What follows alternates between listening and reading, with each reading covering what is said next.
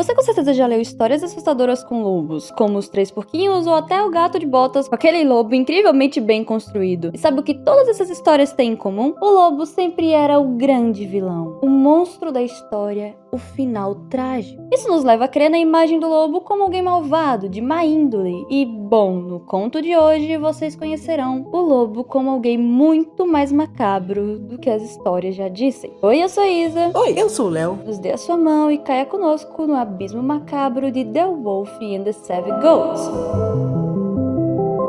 Vale ressaltar que essa história é um prólogo, acontece antes dos outros analog horrors da mesma série, e se vocês gostarem desse vídeo, a gente vai trazer os outros episódios. O vídeo nos introduz a um casebre de madeira perdido na floresta, com uma música alegre de fundo que logo fica um pouco estranha. Dentro da casinha, uma mãe cabra está dando um aviso urgente para seus 7 filhotinhos. Ela precisa sair para coletar lenha, mas eles não podem de jeito nenhum abrir a porta para estranho enquanto ela estiver lá fora. E o perigo é bem real. Ela alerta com a voz grave que se abrirem a porta, o lobo mau irá dilacerar seus corpos com suas garras afiadas e comerá um por um. Eita, como ela é uma boa mãe. Sei não, bruxa. Acho que isso funcionaria comigo. Mas a mamãe cabra também tenta tranquilizar os cabritinhos assustados. Ela explica que o lobo tem uma voz rouca, olhos assustadores e garras muito afiadas, o que torna fácil reconhecer. O quão burra é essa criança pra não ver a diferença de um lobo para uma cabra? Por acaso é a Overbruxa?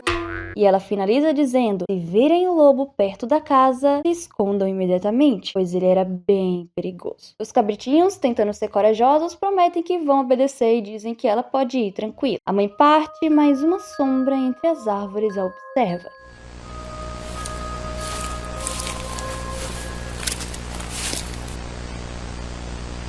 I think this much food is necessary to feed them. I better go home. A noite começou a cair. A mãe cabra volta para casa, carregando consigo seus novos mantimentos. De repente ela ouve um barulho sinistro atrás de si. Um calafrio percorre sua espinha. Quando ela se vira lentamente, seu coração congela. Escondido entre as árvores, esgueirando-se com movimentos felinos, está o lobo mau. Seus olhos brilham na penumbra, fixos nela. Wolf, you scared me. What are you doing in the forest at this time? I'm just getting food for my kids. Please, Mr. Wolf, don't do anything to me. I have to feed my children. I just want to go home. Please.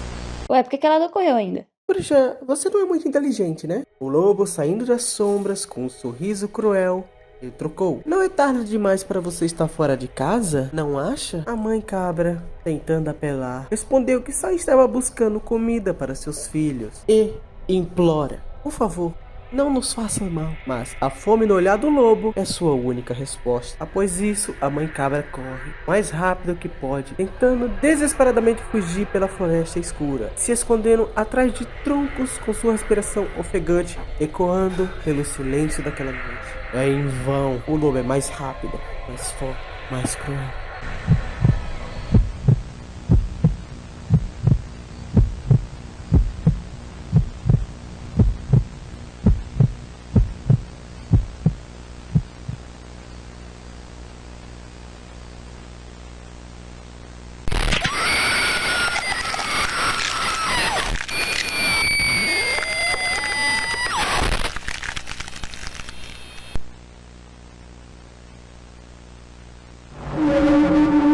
Dentro da casinha aconchegante, os 7 cabritinhos estão inquietos. A noite já está avançada e a mamãe não voltou. A preocupação cresce como uma névoa espessa. Alguns estão discutindo.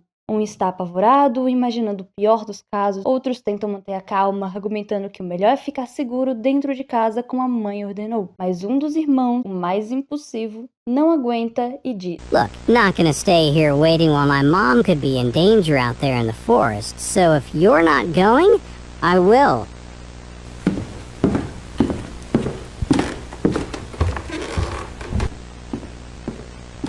Don't go, brother. It's dangerous. A tensão paira no ar. A divisão entre o medo e a coragem Até que... pancadas na porta. O coração dos cabritinhos parecem parar. Do lado de fora, contra a porta frágil, está a silhueta aterrorizante do lobo mau. Ele os encontrou. Ele está ali, em frente ao que resta de sua família. Ele tenta uma manipulação mental, imitando uma voz suave, promessas vazias, mas o terror é palpável. Vendo que não funcionava, o lobo resolve agir de maneira mais brusca.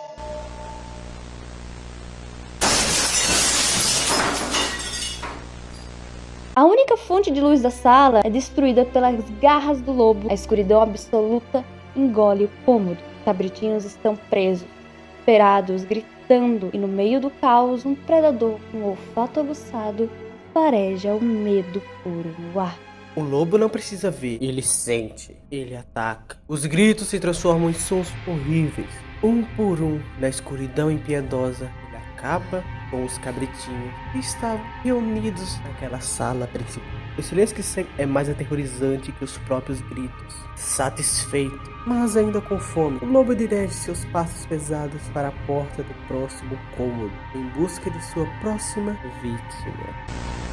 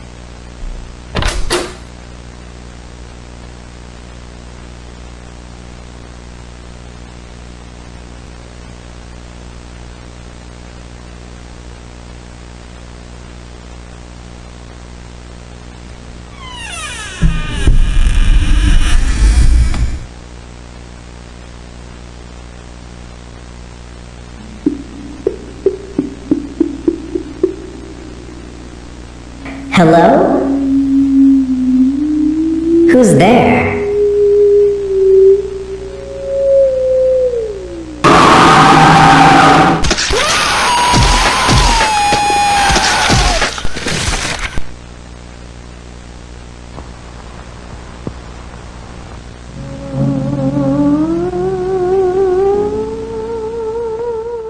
Posteriormente a isso, nós vemos uma espécie de pós-vida. A família cruelmente devastada, a mãe cabra e os primeiros filhotes mortos se reencontram em um lugar tranquilo, mas um reencontro tão triste sob uma luz fantasmagórica.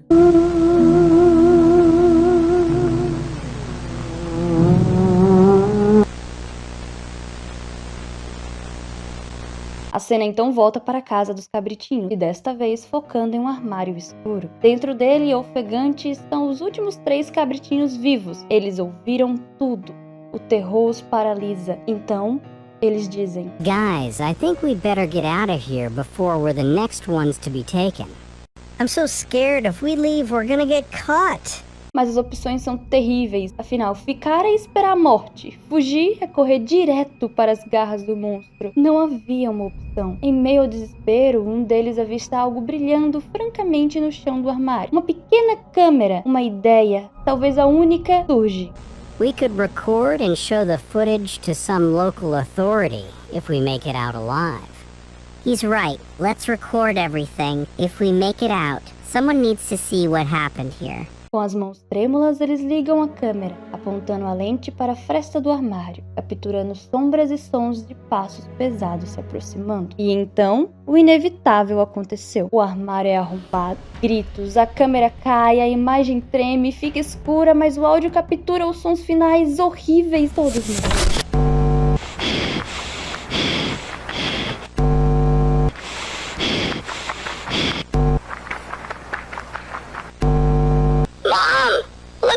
To our mom. Come on, we need to find help. Brother?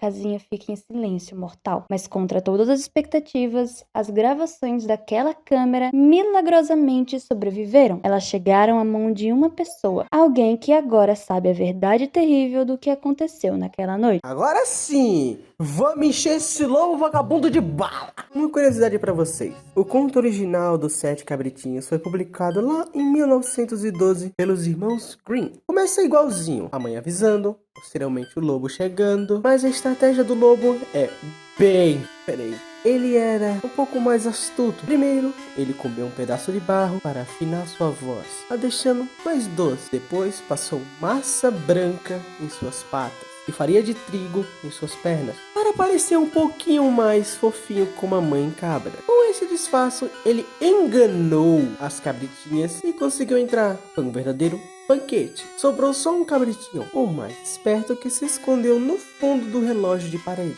Quando a mãe cabra voltou, a sua casa estava destruída. Seu desespero foi imenso, até ouvir um único choramingo. Era seu último e precioso filho. Juntos saíram correndo e no caminho se encontraram com um lobo mau, dormindo profundamente debaixo de uma árvore. A mãe cabra então notou algo incrível. A barriga do lobo ainda se mexia. Uma centelha de esperança. Será que seus filhos estavam vivos lá dentro? Com uma tesoura afiada, ela abriu a barriga do lobo adormecido. Lá estavam eles, seus filhotinhos vivos, mas assustados. Saíram pulando, livres. Antes que o lobo acordasse, tiveram uma ideia genial. Eles encheram a barriga do lobo com pedras pesadas e costuraram tudo de volta. Quando o lobo acordou, sentiu uma sede enorme junto de um peso estranho. Foi até o poço para beber água, mas o peso das pedras o puxou para baixo. Ele caiu dentro do poço e morreu afogado. A mãe cabra e seus 7 cabritinhos, felizes e aliviados, dançaram de alegria ao redor do poço onde o corpo do lobo boiava. Caralho, isso é história pra criança? Nunca abra a porta para estranhos, crianças. Nem se a voz dela for doce. Nem se as patinhas dela forem fofinhas. Mas existem mais algumas continuações dessa história, então deixa o seu like e comentário para que possamos trazer ainda mais contos macabros assim. Prometo que o próximo é mais leve, ou não. Até o próximo dia 22. Tchau! Tchau. E lembrem-se, não confie em lobo, muito menos em bruxas que falam demais.